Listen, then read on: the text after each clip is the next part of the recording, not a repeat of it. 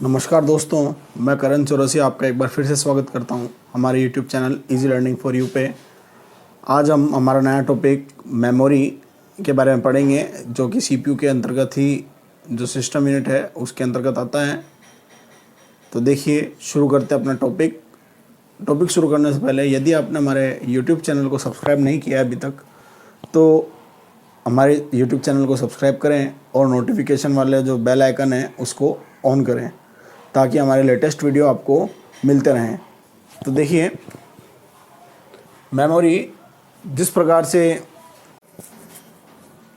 मनुष्यों के पास याद करने के लिए दिमाग होता है, उसी प्रकार से कंप्यूटर के पास में डेटा को स्टोर करने के लिए मेमोरी होती है। मेमोरी को दो भागों में बांटा गया है। पहला है प्राइमरी मेमोरी, दूसरा है सेकेंडरी मेमोरी। अब प्राइमरी मेमोरी को मुख्य मेमोरी बोलते हैं। इसको बोलते हैं, इसके अंदर आता है रैम, रोम। रैम का पूरा नाम रैंडम एक्सेस मेमोरी। 3 प्रकार की है, एस रैम, डी रैम और वी रैम। देखिए, किताबों में आपको एस रैम और डी रैम मिलेगी, लेकिन जो वी रैम है वो भी एक रैम का प्रकार है। Static random access memory, dynamic random access memory, volatile random access, virtual random access memory. ROM, P ROM, programmable read only memory, EP ROM, erasable programmable read only memory,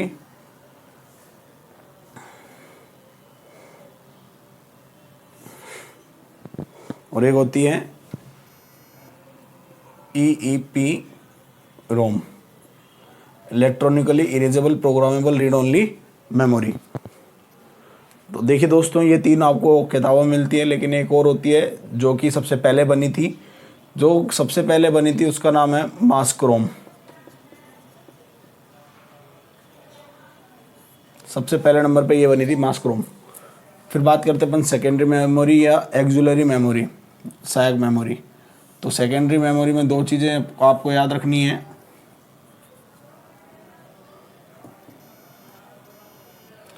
पहला है,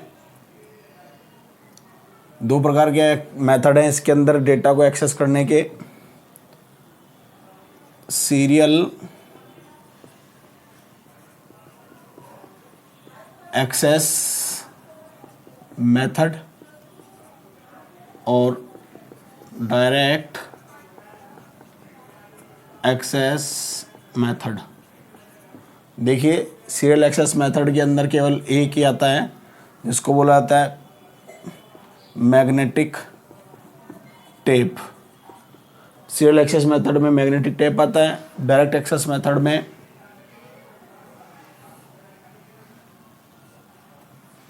दो चीज़ हो गई। पहला आ जाएगा मैग्नेटिक डिस्क और उसके बाद में आ जाएगा ऑप्टिकल डिस्क। तो देखिए, मैग्नेटिक डिस्क के अंदर आ जाएगा hard disk drive, floppy disk drive, ठीक है। और ऑप्टिकल डिस्क के अंदर आएगा आपका CD रोम, DVD रोम,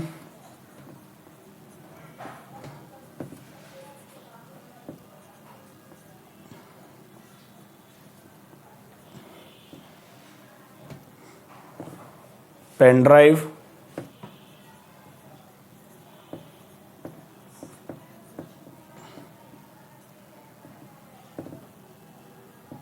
मैग्नेटिक स्टिक, मतलब उसको मेमोरी कार्ड बोल सकते हो आप, मेमोरी,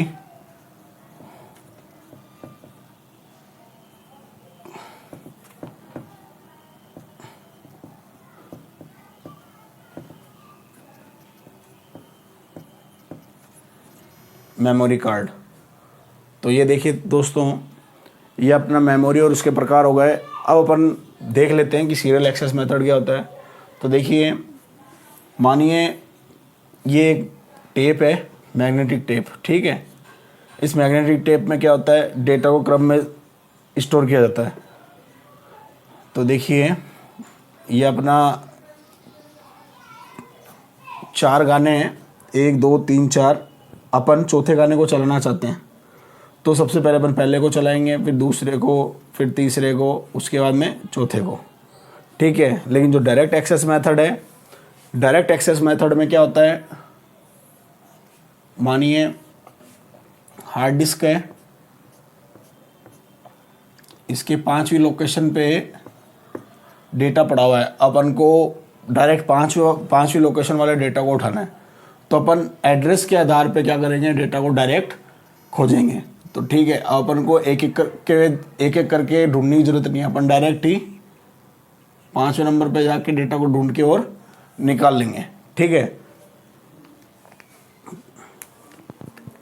अब अपन सबसे पहले प्राइमरी मेमोरी को पढ़ने से पहले कैश मेमोरी जो आती है, जो सीपीयू के जब सबसे नज़दीक होती है, उसको पढ़ेंगे। आइए देखते हैं।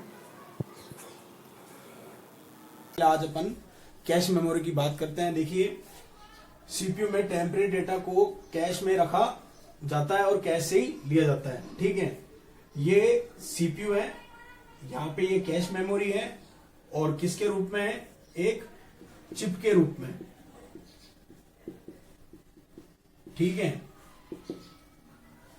चिप के रूप में होती है। जो सीपीयू है, मानिए उसको रैम से डेटा को लेने में 20 मिलीसेकंड लग रहे हैं, और रैम को हार्ड डिस्क से लेने में कितने मिलीसेकंड लग रहे हैं, 40 मिलीसेकंड। तो टोटल टाइम कितना हुआ, 60 मिलीसेकंड का टाइम लग गया, ठीक है। अब कुछ टेम्परेरी डेटा जो होता है, सीपीयू कैश मेमोरी में रख देगा, वापस से ले लेगा, रख देगा, वापस से ले लेगा। इस प्रकार से क्या करता है, सीपीयू कैश मेमोरी से बार बार डेटा को रखता है, बार बार डेटा को रख देगा इसमें, और बार बार डेटा को एक्सेस भी करता है, ठीक है। अब सीपीयू के सबसे नजदीक कौन सी होती है, कैश होती है। फिर चिप फॉर्म में होती है कैश मेमोरी, सबसे तेज मेमोरी, सबसे तेज मेमोरी होती है, ठीक है।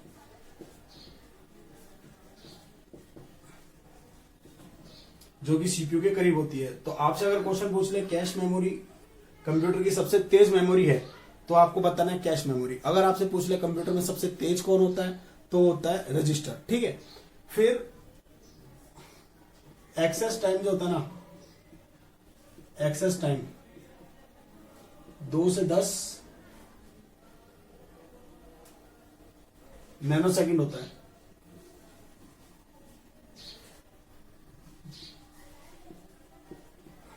मतलब किसी भी डेटा को अगर ये ले रही है, तो 2 से 10 नैनो सेकंड में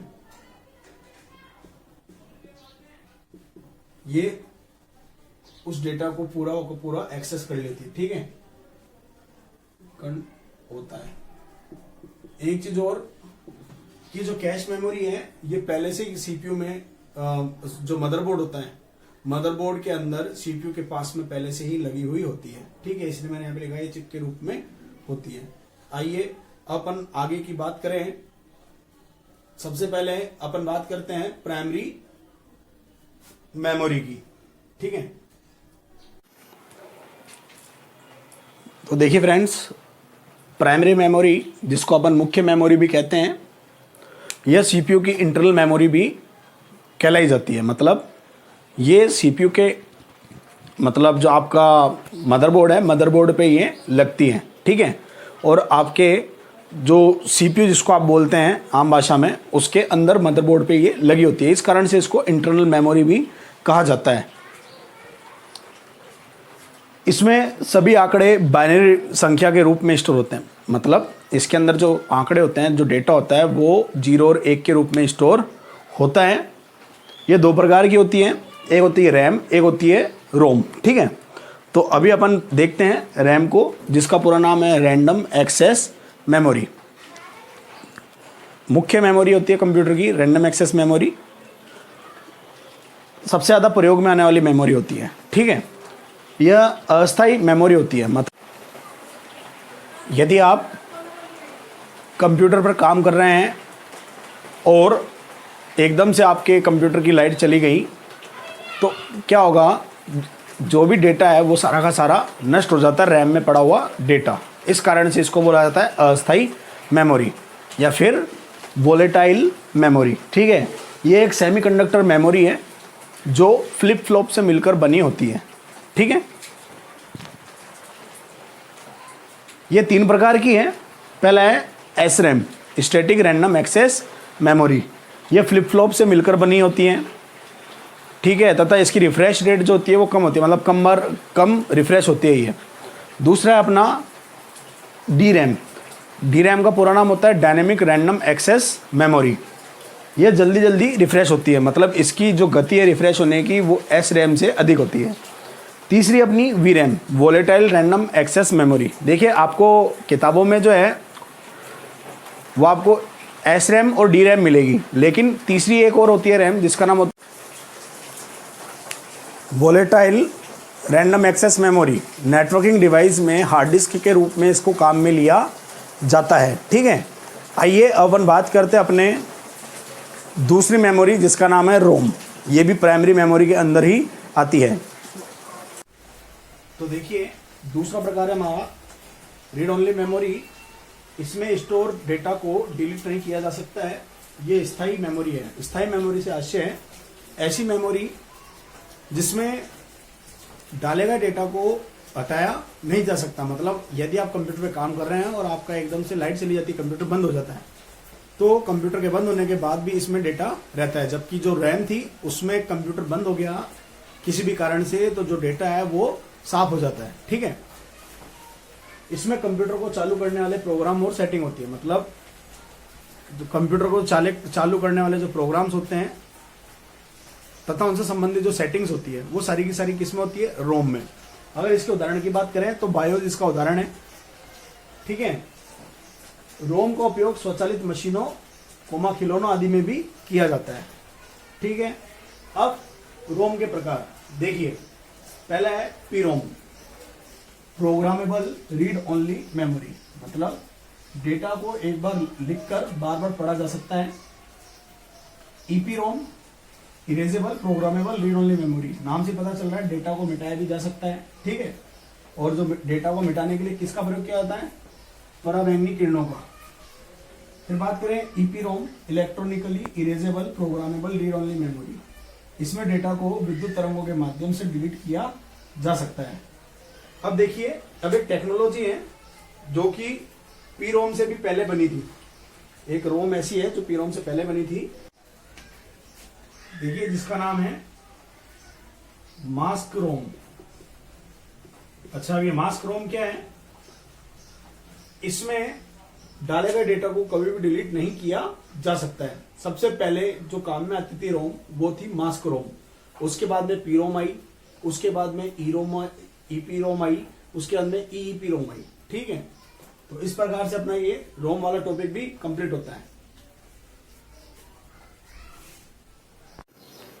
तो देखिए फ्रेंड्स, इस वीडियो में हमने प्राइमरी मेमोरी को समझा, जिसमें हमने रैम और रैम के प्रकारों को और रोम के प्रकारों को समझा। अब मैं आपको अपनी अगली वीडियो में बायोस, सीमोस और UEFI इन तीनों टेक्नोलॉजियों के बारे में पढ़ाऊँगा और बताऊँगा कि इनका क्या काम है।